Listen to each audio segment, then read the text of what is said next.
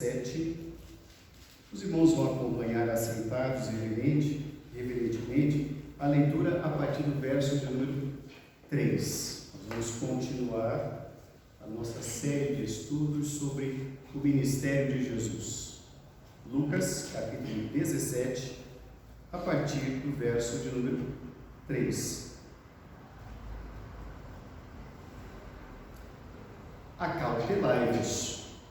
Se teu irmão pecar contra ti, repreende.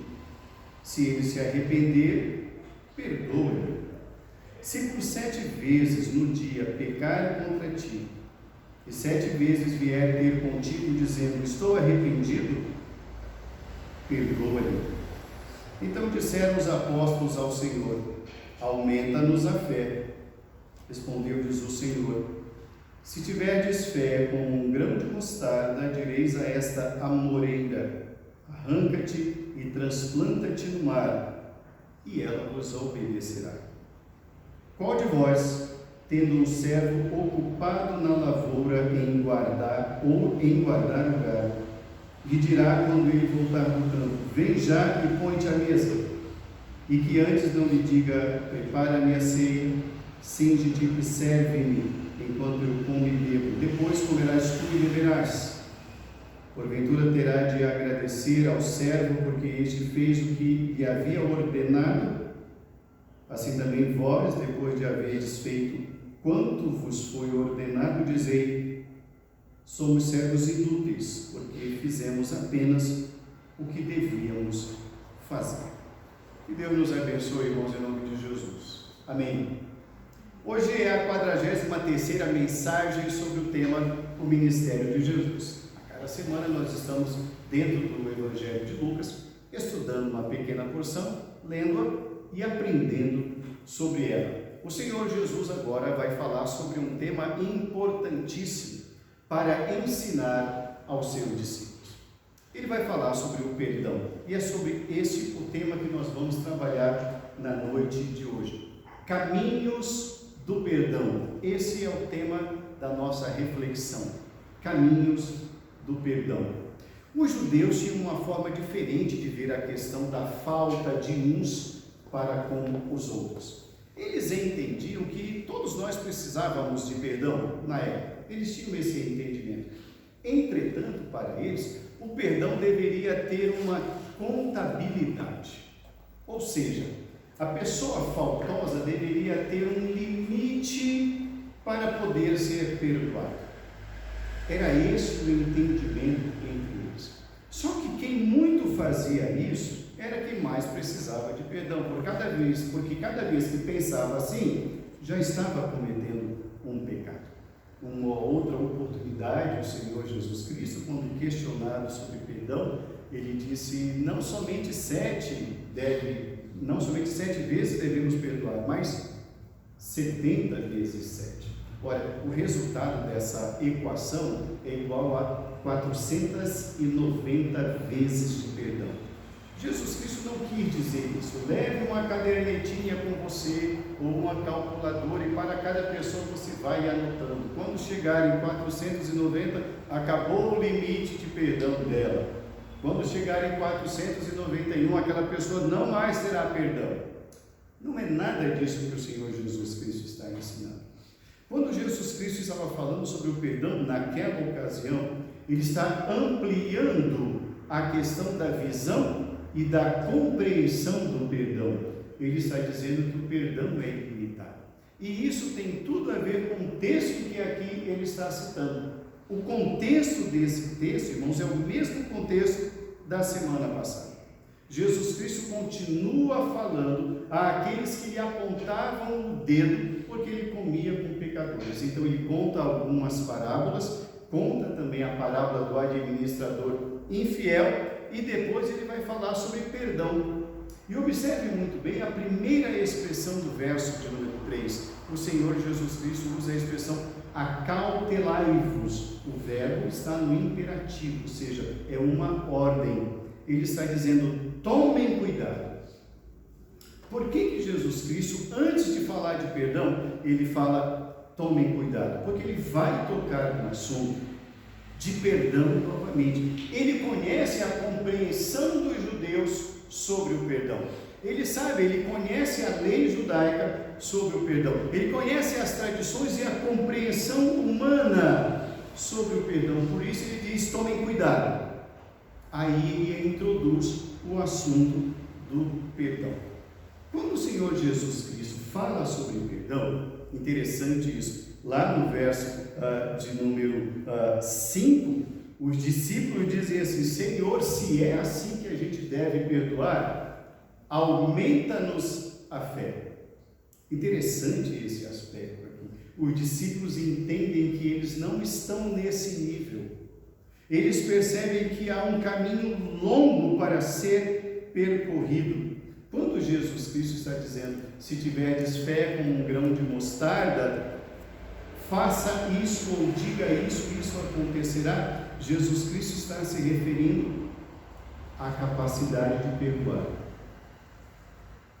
Poucas vezes, irmãos, associamos a questão da fé aos caminhos do perdão. Na noite de hoje nós queremos caminhar com Jesus, no raciocínio que eu devo ter, que a igreja deve ter, que todos nós devemos exercitar quando o assunto é alguém que precisa de perdão. Quais caminhos nós devemos percorrer? A primeira lição que nós aprendemos nesse texto, irmãos, nos caminhos do perdão, é que a repreensão deve vir antes, e a repreensão deve sempre visar o despertamento.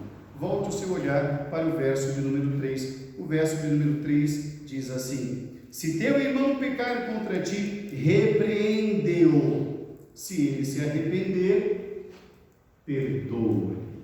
Então observemos muito bem, irmãos, que o trato primeiro, o caminho primeiro, as primeiras pisadas, os primeiros passos, a primeira milha da caminhada do perdão tem a ver com a repreensão. E o que é a repreensão? Chamar no canto. É conversar, é explicar o que está ocorrendo, é explicar o que está acontecendo. Sabe por que isso se faz necessário, irmãos? Porque nem sempre todos temos a mesma visão do que é errado, do que é pecado. Existem pessoas, irmãos, que têm convicções ou definições equivocadas do que é errado ou do que é pecado. Então, se para ele, na sua concepção, tal atitude que ele cometeu não é pecado, ele nunca vai reconhecer nem pedir perdão, porque para ele aquilo é comum, aquilo é próprio da sua atitude, é uma atitude que é comum, é normal, todos fazem assim. Por isso essa pessoa precisa ser, primeiro, advertida. No texto bíblico, Jesus Cristo diz repreendida. Repreender aqui, irmãos, nós precisamos aprender. Existem várias maneiras de a pessoa ser repreendida. Podemos repreender uma pessoa de diversas maneiras. A primeira maneira, como diz a Bíblia, irmãos, é chamar no particular. Isso está escrito lá em Gálatas. Se alguém for surpreendido em alguma falta, vós, que sois espirituais, corrigi-o com espírito de brandura. O que é o espírito de brandura? O espírito de brandura, irmãos, como o próprio nome diz, é você ser brando, calmo, tom de voz adequado, ideias adequadas, momento adequado. Mateus também, 18:15, também nos orienta sobre isso. Se teu irmão pecar contra ti, vai arguido entre ti e ele só. Se ele te ouvir, ganhaste o teu irmão. Então nós estamos, irmãos, caminhando com o Evangelho de Jesus, aprendendo que o primeiro caminho é o caminho da repreensão, é levar a pessoa a conhecer o que está errado. E como diz Mateus 18:15, irmãos, essa conversa é particular. Vamos ao texto, vamos abrir. É importante que conheçamos o texto. Mateus capítulo 18, verso de número 15. O verso 18, Mateus 18:15 diz: se teu irmão pecar contra ti, vai arguí-lo entre ti e ele só. Se ele te ouvir, ganhaste o teu irmão. Olha o que é interessante no caminho do perdão. Se o teu irmão, se ele pecar contra ti, quem tem que tomar a iniciativa de conversar é você. Não espere isso dele. Não espere. Tome você a iniciativa. Por isso, observamos aqui que o Senhor Jesus Cristo está falando a mesma língua. Ele fala a mesma coisa. Repreende-o com espírito de brandura. E aqui no texto que estamos observando, de Lucas, que é o texto, repreende. Muitas vezes, irmãos, cada um de nós tem um modus operandi, tem uma forma de pensar, cada um tem uma forma de agir. E dentro disso, nós tomamos as nossas atitudes. Por muitas vezes, a nossa atitude, o nosso atitudinal, para nós é comum, é normal. Ou de onde nós viemos, é comum e normal. Ou na criação que tivemos, na formação da nossa família, no meio onde nós estávamos, aquilo é comum. Mas pode não estar de acordo com as Escrituras. E se não estiver de acordo com as Escrituras, não importa a minha herança, não importa aquilo que eu trago comigo. O espelho é a Escritura. Por isso a necessidade de se chamar e de conversar. Tem um ditado bem antigo, irmãos, que diz assim: quando você estiver em Roma, haja como os romanos. Ou seja, observe o ambiente onde você está. Antes de sair falando, observe, sinta o ambiente, conheça o ambiente, veja como são as pessoas, perceba como as pessoas agem, vá conhecendo o ambiente. Muitas vezes, irmãos, nós queremos impor aquilo que nós temos conosco. Isso era muito comum no judaísmo.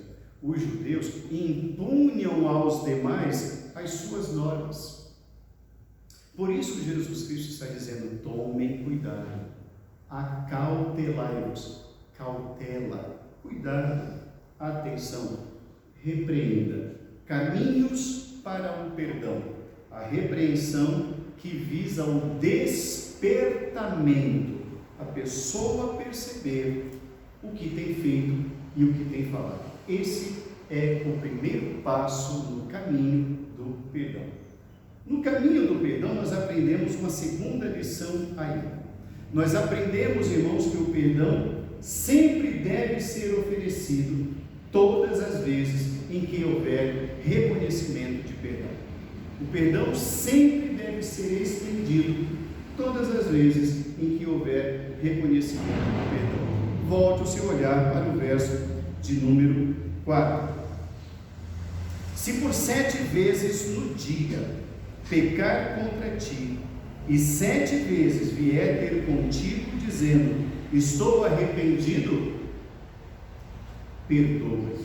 Como nós muito bem sabemos, o judeu tinha aquela visão de que perdoar 7 vezes era suficiente. A 8ª vez significava dizer que a pessoa já não precisava ou não merecia o perdão.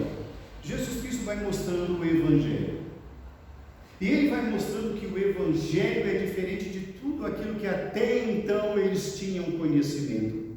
Não à toa, irmãos, a palavra Evangelho significa boa nova. É uma novidade boa. Evangelho, irmãos, é diferente do nosso pensamento. O Evangelho é diferente, irmãos, do nosso conhecimento. O Evangelho, irmãos, é diferente das nossas tradições. O Evangelho é diferente e está acima de todas as coisas, inclusive daquilo que nós entendemos como cultural, dos nossos limites. Jesus Cristo vai estabelecer o tamanho da graça. Por isso é que ele diz: onde abundou o pecado, superabundou a graça. Jesus Cristo vai mostrar um perdão que vai além de todas as coisas, de todas as concepções. No ideário, no imaginário judaico, 7 vezes para perdoar bastavam. E Jesus disse: se isso ocorrer 7 vezes, perdoe. Repito, Jesus Cristo não está nos convocando para termos uma calculadora ou uma caderneta para que individualmente contemos os pecados ou os erros daqueles que nós amamos ou dos que conhecemos. Jesus Cristo não está dizendo absolutamente nada disso. Ele está estabelecendo um padrão que vai acima de tudo aquilo que aqueles homens conheciam. No judaísmo, eles dominavam. E Jesus está dizendo: a boa nova é: o perdão deve ser estendido todas as vezes em que alguém reconhecidamente pecador diga: eu pequei, por favor, me perdoe. É algo novo, é algo surpreendente e é algo impactante. É tão impactante, irmãos, que os discípulos não estavam preparados para aquilo.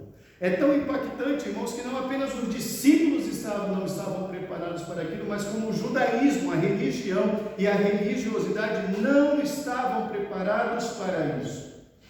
O judaísmo, irmãos, era muito tacanho, muito limitado, muito quadrado, muito limitado, absolutamente limitado, feito por homens. O Evangelho do Senhor expande uma graça que os homens desconhecem. É novo. Há algo de novo no ar. E para que se possa traçar ou caminhar esse caminho novo, há necessidade de fé, que é a terceira lição que nós aprendemos na noite de hoje. Caminhos do perdão. Primeira lição: repreensão visando o despertamento. Segunda lição: o perdão sempre que houver reconhecimento do pecado. E agora a terceira lição: para que vivamos o Evangelho do perdão, para que prossigamos no caminho do perdão, irmãos, uma pequena fé é suficiente para isso. Uma pequena fé é suficiente para isso. Volte o seu olhar para os versos de números 5 e 6. Então disseram os apóstolos ao Senhor: Senhor, aumenta-nos a fé. Respondeu-lhes o Senhor: se tiverdes fé como um grão de mostarda, direis a esta amoreira: arranca-te e transplanta-te no mar, e ela vos obedecerá. Jesus Cristo, irmãos, fala algo muito semelhante numa outra passagem sobre o tamanho da fé. E novamente ele fala sobre o tamanho do grão de mostarda. O grão de mostarda, irmãos, ele é muito pequeno, ele é bem menor do que um grão de arroz. Bem menor. Jesus Cristo está dizendo, sim, ele está concordando com os discípulos de que para se perdoar nesse nível do Evangelho é necessário ter fé. E ele concorda, ele diz, sim, é necessário. Entretanto, não é necessário muita coisa. É necessário uma pequena fé. Uma pequena fé é capaz de tirar multidões de pecados. Ele fala da amoreira, um pé de amora, de sair daqui e ir para um lugar distante. Ou seja, aquilo que é grande, aquilo que é pecaminoso e dá fruto, uma amoreira dá fruto. O fruto é a amora, ou seja, algo que está frutificando, é possível sair, é possível tirar. E quando Jesus Cristo continua a falar sobre a fé, ele conta uma outra historinha. Jesus conta muitas histórias. E a história de Jesus diz respeito, irmãos, a fazermos algo que vai além. Jesus Cristo vai contar uma historinha que está lá no verso de número 7 até o verso de número 9. E essa historinha é de um camponês, alguém que chega do campo, um servo, e ele vai pôr a mesa para o seu senhor. Olha lá, eu quero chamar a sua atenção para o que ele diz no final, nos versos 9 e 10. Os versos 9 e 10 dizem assim: porventura terá de agradecer ao servo, porque este fez o que lhe havia ordenado?